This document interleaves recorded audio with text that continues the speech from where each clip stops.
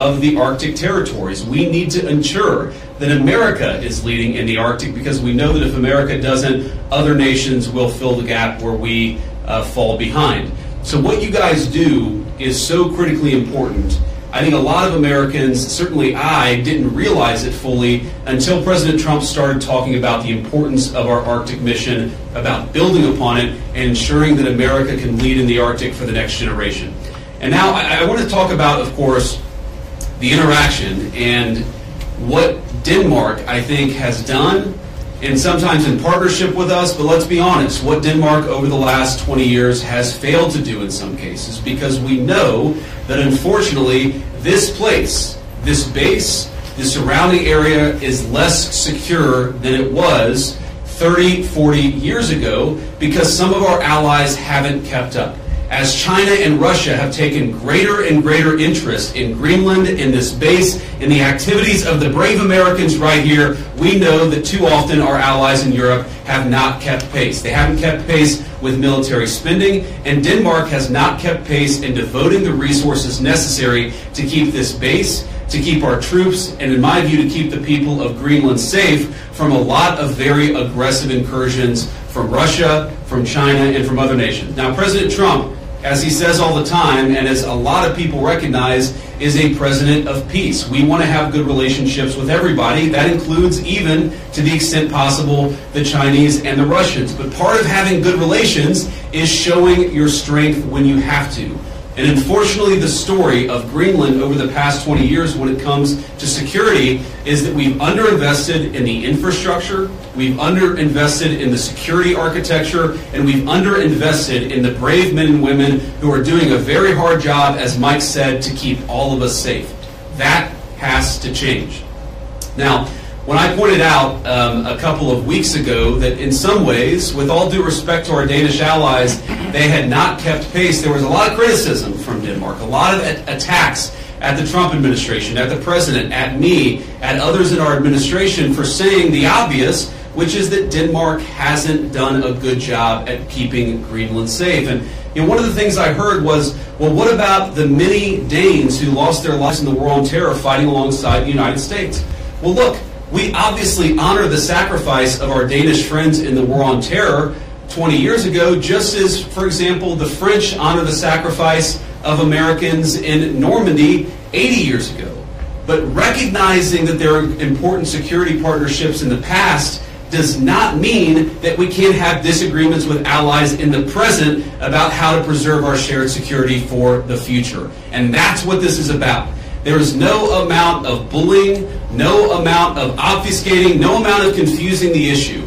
Our message to Denmark is very simple. You have not done a good job by the people of Greenland. You have underinvested in the people of Greenland, and you have underinvested in the security architecture of this incredible, beautiful landmass filled with incredible people. That has to change. And because it hasn't changed, this is why President Trump's policy in Greenland is what it is. It's consistent with the first Trump administration, where you saw significant investments in Arctic security, and it will continue over the next 4 years under President Trump's leadership. And let me finally, before I kick it over to the media, make one comment about the people of Greenland. The colonel here, the base commander, who came here first as a second lieutenant, and I guess, Colonel, this is your second duty station here, and we're proud of you and proud of all of you guys who are serving and helping keep us safe. I heard a lot about the respect that our American troops show for the local Greenlandic population, the way that we make and create shelter for hunters and dog sledders, the way that we found ways to turn over traditional tribal land to some of the local populations in order to ensure that they're able to live in accordance with their values. We respect, as the President said in his State of the Union address, we respect the self-determination of Greenlanders. We believe in the self-determination of the population of the people of Greenland. And our argument is very simple. It is not with the people of Greenland, who I think are incredible and have an incredible opportunity here. Our argument really is with the leadership of Denmark, which is underinvested in Greenland and underinvested in its security architecture. That simply must change. It is the policy of the United States that will change, And I'm proud to be able to stand here with so many brave Americans to better understand the security mission and better understand what you guys do each and every day. For that, I'm grateful for your service. I'm even more grateful. I love you guys. I'm proud of you guys. And President Trump stands behind you and will for the remainder of his administration. Thank you all. God bless you.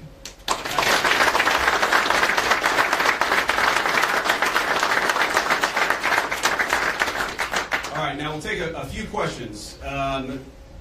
Both of you guys have your hands up. Whoever can go first. Red scarf, go first. Okay, sure. Thank you, Mr. Vice President. Do you have any plans, are there plans to expand the U.S.'s military presence in Greenland beyond this base? Well, are there immediate plans to expand our military presence? No, but are there general objectives that we want to accomplish that will certainly require us investing more resources, investing in additional military icebreakers, investing in additional naval ships that will have a greater presence in Greenland? Absolutely. And we know that's necessary because we know, as Mike talked about and certainly I talked about, there has been an expansion of the security footprint and the security interest of Russia and China. They're doing what they believe is in their interest. The United States must do what I know is in our interest, which is to make sure that Greenland is safe. If Greenland doesn't have self-determination, if the people of Greenland have their future controlled by the Chinese Communist Party, it's not going to make their lives better off, and most importantly, it's going to make American and world national security, world security, much, much weaker. We in some ways need to wake up. We need to wake up from a failed 40-year consensus that said that we could ignore the encroachment of powerful countries as they expand their ambitions. We can't just bury our head in the sand, or in Greenland, bury our head in the snow and pretend that the Chinese are not interested in this very large landmass. We know that they are. They've taken steps to put Greenland in ridiculous debt traps to invest and exploit the resources here. And we know that they're sending a lot of military resources here. Yes, over the medium term, the United States will meet that challenge. We will put our own resources here. We already have a lot of great resources here, but we know we're going to have to do more to counter some of the nations that we know that we're competitive with. Sure. Thank you so much, Mr. Vice President. And the President said today that we have to have Greenland. By being here today, are you also conveying that message that the U.S. is very serious in its desire to acquire Greenland? Well, the President said we have to have Greenland, and I think that we do have to be more serious about the security of Greenland. We can't just ignore this place. We can't just ignore the President's desires, but most importantly, we can't ignore what I said earlier, which is the Russian and Chinese encroachment in Greenland. We have to do more. And what the President said in his State of the Union address, and he was very clear about this, is we respect the self-determination of the people of Greenland, but my argument again to them is I think that you'd be a lot better coming under the United States security umbrella than you have been under Denmark's security umbrella. Because what Denmark's security umbrella has meant is effectively they've passed it all off to brave Americans and hoped that we would pick up the tab. We're simply saying to the people of Greenland, when the President says we've got to have Greenland, he's saying this island is not safe. A lot of people are interested in it. A lot of people are making a play. We know that America cares about the security of this island for the sake of the people of Greenland, but also for the sake of the national security interests of the United States of America. So our message is very simple. Yes, the people of Greenland are going to have self-determination. We hope that they choose to partner with the United States because we're the only nation on earth that will respect their sovereignty and respect their security, because their security is very much our security, as these brave Americans show. John Parkinson with ABC News. Thanks for bringing us along on this historic trip. I wanted to ask you about last week's news with the Atlantic. We've had a couple questions on Greenland. I feel like you've answered that. But I did want to ask, did you express your concerns to the President that you were opposed to the Houthi strike? And also, what did you mean when you asked, or when you said in that thread that the President wasn't aware that his directions for Yemen were inconsistent with his message on Europe? Well, I didn't quite say that. I think that's a slight bit misunderstanding of what I said. But we've talked, of course, in the American media about Signalgate, as I called it, for the past week.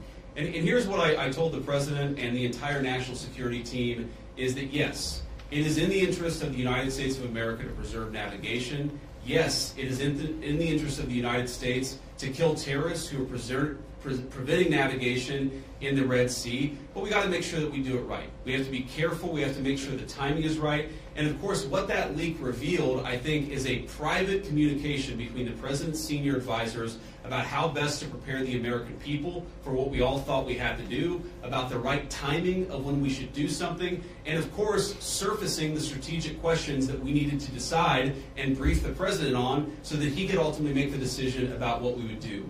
What I saw in that signal chat, and of course what I've seen in the President's senior national security team, is that sometimes we all agree and sometimes we all disagree, but it's important that we all have an honest conversation amongst ourselves and with the President of the United States about what we think is the best interest of the national security of the United States of America. I support the President's decision to strike the Houthis. I always supported the President's decision to strike the Houthis, and I support the national security team having the argument about how best to serve the American people. Go ahead. In your security briefing today, did you see specific threats coming from China and Russia, things that you did not know about before? Are we talking battleships, icebreakers, any type of military equipment, or is it economic? Well, I don't want to get too specific, but yes, we know that the Chinese are very, very interested in this island. We've seen some of the economic pressures that they've tried to place on Greenland. We know that they're increasingly engaging in military training and military interest. Certainly, they've started to describe themselves as a near-Arctic power. And I think part of that is justifying taking a further interest in Greenland and some of the surrounding territories. So we've seen very strong evidence that both the Chinese and the Russians are interested in Greenland. And why wouldn't they be interested in Greenland? It's a beautiful place. It has incredible people. It has its geographic placement makes it very important for the national security of the United States, but for world security. What we have to recognize is that if the Chinese and the Russians are going to pursue their national interest, we need a president who's going to pursue the American national interest, and that means ensuring that Greenland is safe. When can we expect an update on the internal investigation into that signal chat leak? Has that investigation concluded, and what are the findings? I think we'll get an update soon. Look, we take it very seriously. We all accept that a journalist should not have been invited into the chat, and members of the administration, including my dear friend Mike, have taken responsibility for it. But I find the American media's obsession with this issue very, very interesting, because I happen to remember about 4 years ago when American military leadership made a catastrophic error that got 13 innocent Americans killed in Afghanistan and had about $80 billion of military equipment turned over to one of the worst terrorist organizations in the world.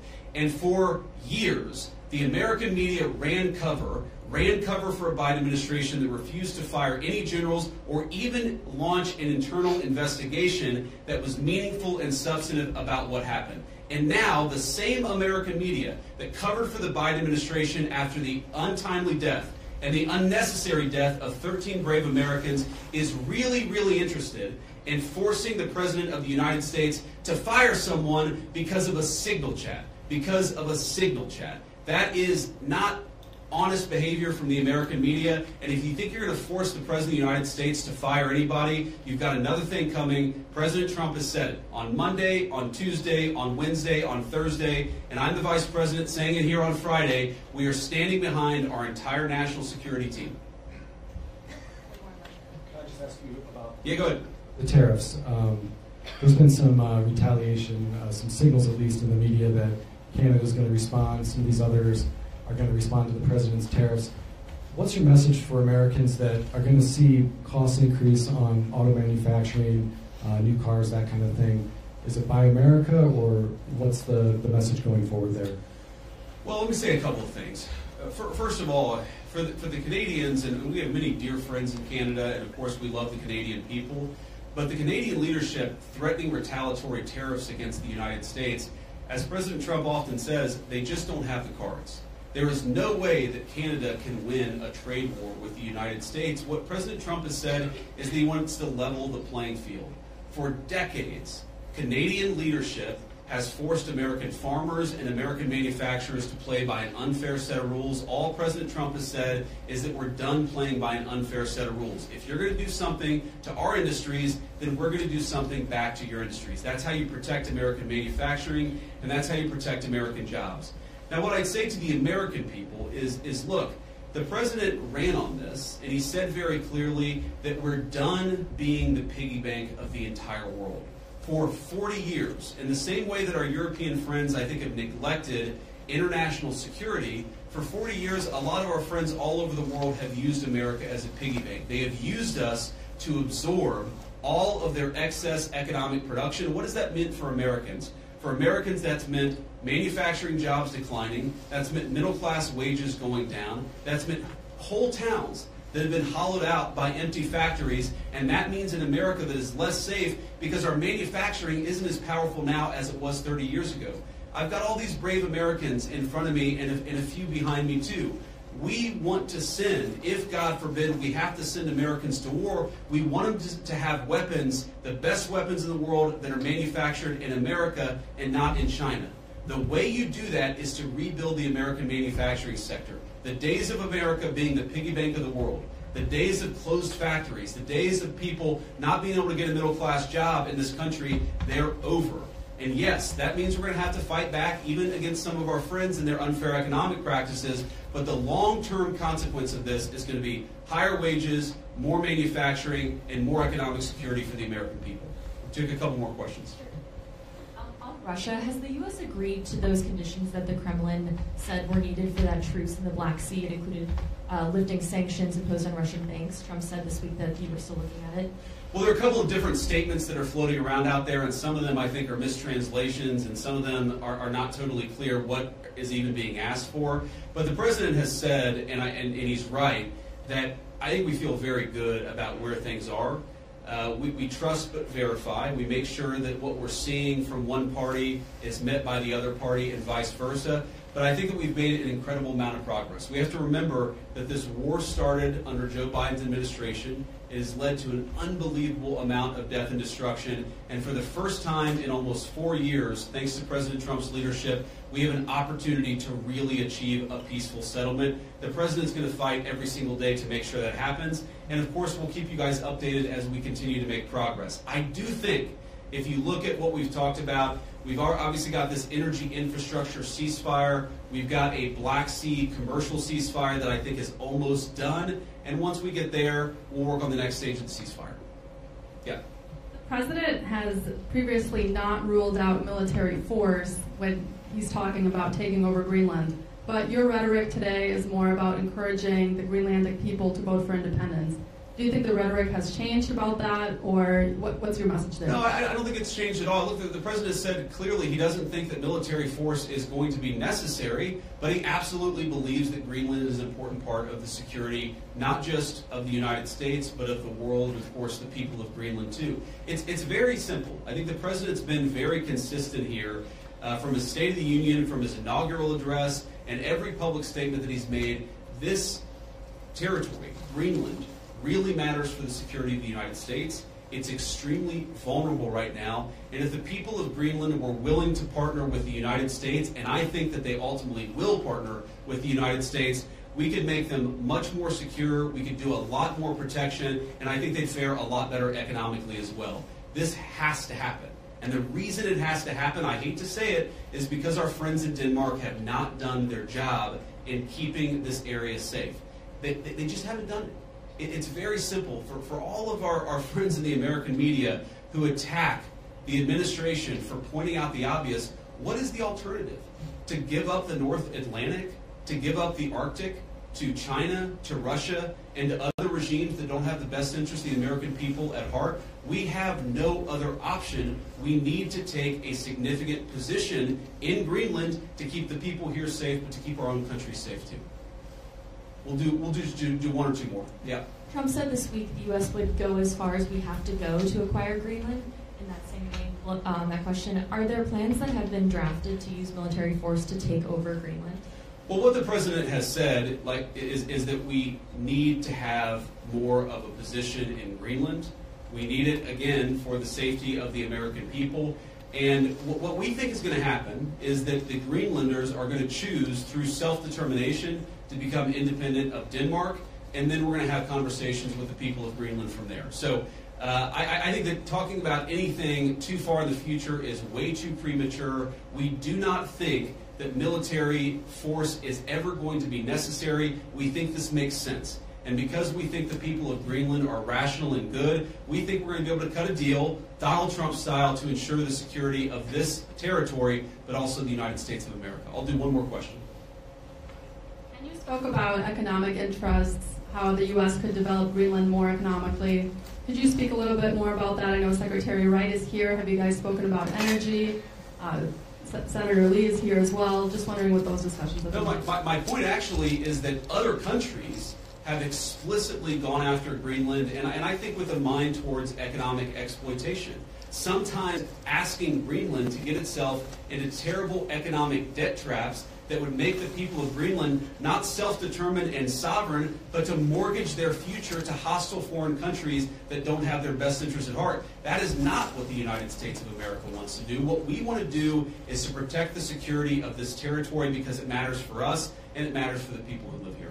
All right, guys, thank you all. And let me just say one more final word to the Guardians, the Airmen, the other service members gathered here.